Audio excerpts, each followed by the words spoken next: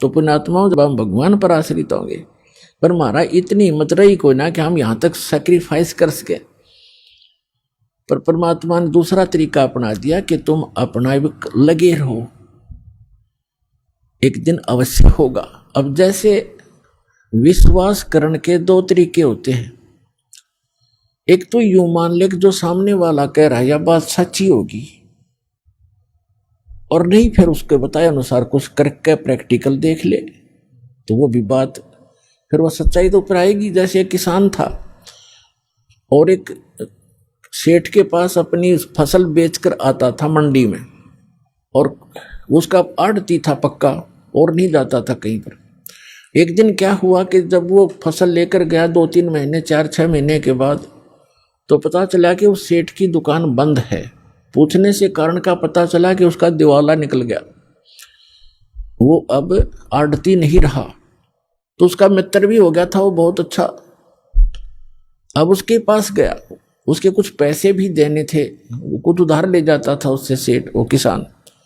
उसके घर गया सेठ के, उससे पूछा सेठ जी क्या बनेगी कि भाई बहुत बुरा हाल हो गया, मेरा तो घाटा लग गया एक बिजनेस में बहुत गना, और मेरा दिवाला निकल गया, रोजी रोटी को भी दूभर हो गए, कुछ रास्ता बता मेरे को मित्र। अब किसान को तो अपने ही प्रोसेस का पता था, प्रोसीजर का। कहने लगा भी मैं तो अपना खेती बाड़ी के बारे में बता सकता हूँ और तेरी मदद कर दूंगा जितना मेरे से हो सकेगी। आप वहाँ खेती कर लो, हमारे गाँव में चलो, आपको कुछ ठेके पर कुछ मैं अपनी ज़मीन बहुत है वैसे दे दूंगा, और आप उसमें बोलो, बीज भी उधारा दिवा दूंगा, उसको ज़मीन को बहाने वाले व्यक्तियों को भी रोक दूंगा, 2-4 महीने तेरे को पैसे नहीं लेंगे, और अपना कर लो आप फसल। उसने सोचा चल भाई ठीक है, जब ये इतना साथ दे रहा तो वो चला गया किसान के साथ। अब किसान ने बताया कि ये 10 एकड़ जमीन है, इसको पहले हल से बहा दे, इसका घास खत्म हो जाएगा। घास खड़ा था उसमें, तो उसने किसी किराए के हाली को लिया, उससे बहा दिया।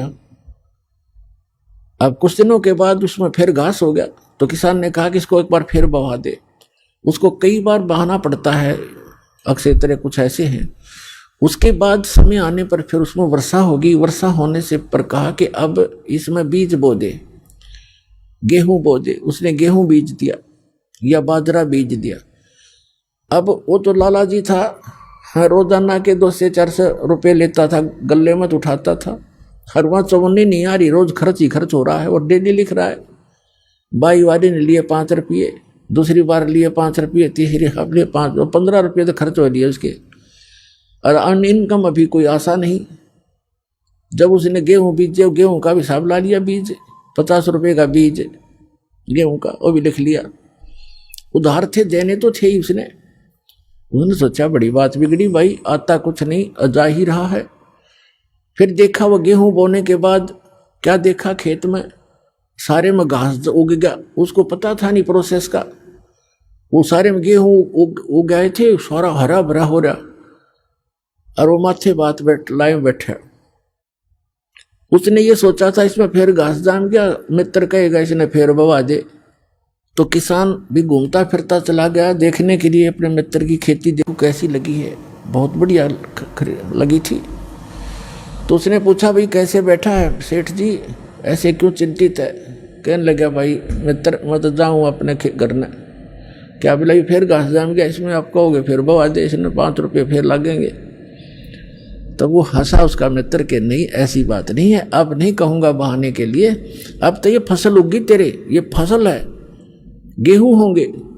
अब उसका ना जच्चे, क्योंकि उसको पता नहीं था कि गेहूं भी बनेंगे कैसे, इसमें गेहूं तो मिट्टी में डाल दिए, सारे खराब हो गए। वो तो उनको देख रहा कि गेहूं तो खराब हो गए। अब कहने लगा तो विश्वास रख। उसको विश्वास यूं था कि उसका साथी भी ऐसा ही कर रहा था, अज्ञो भी ऐसे बोल रहा तो थोड़ा दिल डट रहा था, पर जचा कती नहीं थी। और जब वो परिपक्व हो गए गेहूं और 40 किलो, और फिर वहां निकले काफी 20-30, उसमें ऐसे होते थे 20-30 मन। तो जब वो गेहूं पक गए, उसमें बाली आली, बाली को उसने फोड़कर देखा, उसमें गेहूं थे।